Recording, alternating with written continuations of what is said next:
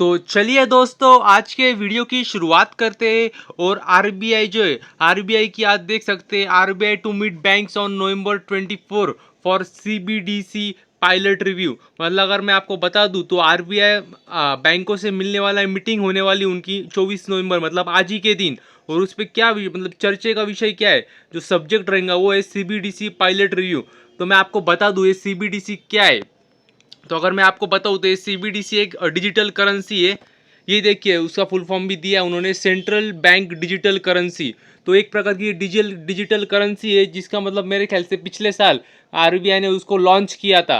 तो देख सकते हैं अभी उसको मतलब आरबीआई चाहती है कि उसको धीरे धीरे बढ़ाया जाए।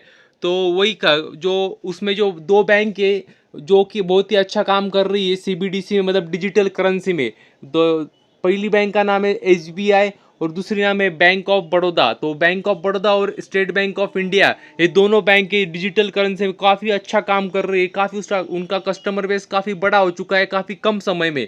तो देखना होगा आने वाले समय में कैसा चलता है। और आज मीटिंग भी आरबीआई की, मतलब इसी सब्जेक्ट पे। तो देखना होगा उसमें से क्या नया अपडेट आता है। और अगर आप देखेंगे तो बैंक ऑफ बड़ौदा के जो एग्जीक्यूटिव डायरेक्टर है रॉय, तो उन्होंने भी ये कहा है कि आने वाले समय में हम और भी मतलब आगे बढ़ने वाले सीबीडीसी में। अगर देखें तो उनका मतलब अभी जो उनका जो कस्टमर बेस है वो 2.5 लाख के अराउंड है। और उनका मानना है कि आने वाले 3 से 4 महीनों में हम उसको 10 लाख के आगे लेके जाने वाले हैं। तो कह सकते हैं काफ़ी एग्रेसिव तरीके से कंपनी सीबीडीसी में आगे बढ़ रही है। और मैं आपको बता दूं मतलब क्योंकि कोई कोई लोग कहते हैं क्या नया चक्कर है। तो अगर 4-5 साल आप पीछे जाएंगे तो ऐसी हालत थी ऑनलाइन पेमेंट की, यूपीआई की। और जब मतलब लोग डरते थे ऑनलाइन पेमेंट करने के लिए, यूपीआई के लिए समझते भी नहीं थे मतलब कैसे क्या करना चाहिए। लेकिन आज आप देखेंगे तो आप हर कोई, आज बच्चा बच्चा भी जानता है कैसे यूपीआई थ्रू पेमेंट करते, ऑनलाइन पेमेंट करते। तो एक कह सकते हैं काफ़ी अच्छा मतलब ट्रांजिशन आया था भारत में। और अभी उनका ये चल रहा है कि अभी सीबीडीसी थ्रू भी एक कह सकते हैं अच्छा आगे मतलब ट्रांजिशन आए। तो देखना होगा आने वाले समय में ये कितना सफल होता है। तो चलते हैं हमारे अगले न्यूज़ पे। तो अगली कंपनी जिसके बारे में हम बात करने वाले हैं उसका नाम है यूनियन बैंक ऑफ इंडिया। तो अगर आप देखेंगे तो आज अच्छी खासी तेजी चल रही है। और एक बेहतरीन न्यूज़ सामने आई है इस कंपनी के, इस शेयर के बारे में। क्या जो इकरा रेटिंग होती है वो अलग अलग रेटिंग्स देती है। तो उन्होंने इस यूनियन बैंक ऑफ इंडिया को जो पहले रेटिंग थी AA+ उससे भी बढ़ा के ट्रिपल रेटिंग दे दी। तो कह सकते हैं काफ़ी अच्छी बात है इस शेयर के लिए, इस बैंक के लिए। क्योंकि कह सकते हैं अच्छी बात है क्योंकि उन जो AA+ रेटिंग वो भी अच्छी होती है मगर उससे भी बढ़कर होती है AAA। तो वो रेटिंग इसको मिल चुकी है। और कंपनी ने भी वही कहा है कि अगर आप उसके आपने रिजल्ट को एनालिसिस किया होगा तो रिजल्ट में वही देखने को मिला था। और मैंने वीडियो भी बनाया था इस रिजल्ट का, क्योंकि रिजल्ट बहुत ही जबरदस्त रिजल्ट आए थे। इनकम बढ़ी थी, खर्चे कम हुए थे और नेट प्रॉफिट बढ़ा था। और इसी के साथ यहाँ यहाँ पे कंपनी रुकी नहीं। कम ये जो स्टॉक है, ये बैंकिंग कंपनी है, तो इसमें मतलब हमको एनपीए भी देखना होता है, प्रोविजन भी देखने होते हैं, तो वो भी कम हुआ था।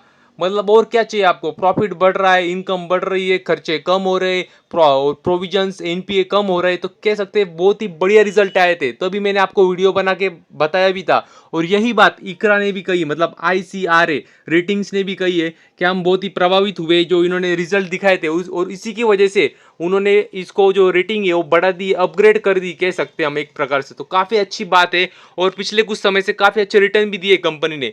अगर पिछले 6 महीने देखेंगे तो 55% के रिटर्न है। और अगर आप पिछले 1 साल देखेंगे तो 36%। और अगर पिछले 5 साल देखेंगे तो कुछ खास नहीं है। और ऑल टाइम चार्ट भी देखेंगे तो आप जानते होंगे पीएसयू बैंक का यही एक तकलीफ होती है, मतलब कुछ क्वार्टर में अच्छे रिजल्ट दिखाती है लेकिन फिर कुछ तो भी मतलब घोटाला हो जाता है, किसी को लोन बड़ा लोन दे देते हैं, फिर वो कंपनी डूब जाती है। तो ऐसा ही कुछ होता है। तो इसकी वजह से मतलब थोड़ा भले ही रिजल्ट अच्छा है लेकिन थोड़ा मतलब सोच समझ के एनालिसिस करके किसी भी बैंकिंग स्टॉक में मतलब अपने अपनी पोजीशन बनानी चाहिए। तो चलते अगले न्यूज़ पे हमारे। तो हम अगर अगले न्यूज़ की बात करें तो जेएसडब्ल्यू बहुत ही बड़ा ग्रुप है, आप जानते होंगे। तो उन्होंने एक वादा किया था पिछले साल या पिछले कुछ समय में, क्या वो सेक्टर में एंट्री करने वाले। तो उन्होंने जो अपना वादा किया था वो पूरा कर दिया है। उन्होंने कहा था कि हम 3 इंस्टॉलमेंट में हम मतलब धीरे धीरे पैसे लगाएंगे और 750 करोड़ इन्वेस्ट करने वाले थे, जो कि अब उन्होंने कर दिए। तो उन्होंने जेएसडब्ल्यू पेंट्स में कंपनी फॉर्म कर दी और 750 करोड़ की मतलब स्ट्रेटेजिक इन्वेस्टमेंट कर चुकी कंपनी। तो देखना होगा आने वाले समय में कितना मतलब कारीगर होता है ये प्लान, जो कि ऑलरेडी आप जानते हैं पेंट सेक्टर मतलब कह सकते हैं काफ़ी ज़्यादा कंपनियां ऑलरेडी एंटर कर चुकी है इसमें मतलब। तो देखना होगा आने वाले समय में क्या इनको कैसा मतलब कह सकते हैं उनको कैसा मतलब पब्लिक मतलब मिलता है क्या नहीं, पब्लिक मिलती है क्या नहीं, इनका बिजनेस ग्रो होता है या नहीं ग्रो होता है। और देख सकते हैं उन्होंने जो फर्स्ट इंस्टॉलमेंट थी वो 2021 में दी थी, उसके बाद फिर से कुछ इंस्टॉलमेंट दी थी और ये आखिरी इंस्टॉलमेंट थी। और ये पूरा मतलब देखे तो 750 करोड़ की इन्वेस्टमेंट ये कर चुके। अभी देखना होगा इन्हें कितना फायदा मिलता है आने वाले समय में। तो चलते अगले न्यूज़ पे हमारे। और एक इम्पॉर्टेंट न्यूज़ थी इसी के बारे में, क्या ये जो उन्होंने पैसे दिए तो उनको इसके बदले स्टेक भी मिलने वाला है। मतलब देखे तो अच्छी बात है, अगर एक JSW पेंट्स की कंपनी अगर आगे जाके बड़ी होती है तो इसका फायदा भी मिल सकता है। तो कौन सी कंपनी, तो इसका नाम है JSW स्टील। तो आगे जाके JSW स्टील को अगर JSW पेंट बड़ी होती है तो JSW स्टील को अच्छा खासा फायदा भी हो सकता है, क्योंकि उनको देखा जाए तो यहाँ पे उन्होंने दिया है 12.84%। देख सकते हैं आप 12.84% स्टेक उनको मिलने वाला है। तो अगर हम अगले शेयर की बात करें तो इसका नाम है ओलेक्ट्रा ग्रीन टेक लिमिटेड। तो आप जानते होंगे ये इलेक्ट्रिक व्हीकल बनाने में माहिर कंपनी है, और जो कमर्शियल व्हीकल्स होती है मतलब बसेस उसमें काफ़ी अच्छा काम कर रही है। और सबसे ज़्यादा मेन बात जो है वो इलेक्ट्रिक है, मतलब इलेक्ट्रिक व्हीकल्स में एक अच्छा खासा योगदान है। और अगर आप कंपनी के रिटर्न भी देखेंगे तो देख सकते हैं पिछले 6 साल में 75% के रिटर्न है। और अगर आप पिछला एक साल भी देखें तो 138% है। और अगर आप पिछले 5 साल देखेंगे तो 475% का रिटर्न है। मतलब पूरा कह सकते हैं गेम चेंजिंग पारी रही है इनके लिए इलेक्ट्रिक व्हीकल।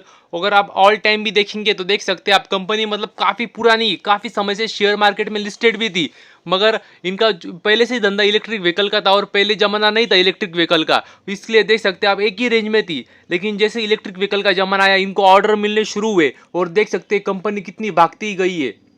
और आज भी अगर आप देखेंगे, मैं आज का चार्ट भी दिखा देता हूँ आपको, तो देख सकते हैं शुरुआत में थोड़ी बहुत तेजी थी, मगर उसके बाद में देखेंगे तो थोड़ी गिरावट हो गई। तो एक कह सकते हैं अच्छी न्यूज़ आई है, कंपनी को एक ऑर्डर मिली है और देख सकते हो वो जो ऑर्डर मिली है वो मुंबई से मिली है। तो आप जानते होंगे मुंबई की जो दो मतलब ऑर्गेनाइजेशन है बेस्ट, मतलब जो बेस्ट है वो उनको में ऑर्गेनाइजेशन है एक, वो जो बस का ध्यान रखती चलाती है सब।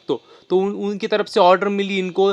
और मतलब बड़ी ऑर्डर नहीं, इसके लिए कुछ खास से बड़ी तेजी नहीं आई, केवल 10 बसों का ऑर्डर मिला है, मतलब 10 इलेक्ट्रिक व्हीकल सिंगल टेकर बस का ऑर्डर मिला है। मगर आप देखेंगे तो उन्होंने पहले और भी काफ़ी ऑर्डर दे चुके हैं, उसके बाद और एक अच्छी ऑर्डर मिली उनको। तो देखना होगा आने वाले समय में कंपनी कितनी ग्रो करती है। और जिनको इनको इलेक्ट्रिक व्हीकल पे भरोसा है तो उनके लिए मतलब कह सकते हैं अच्छी कंपनी है।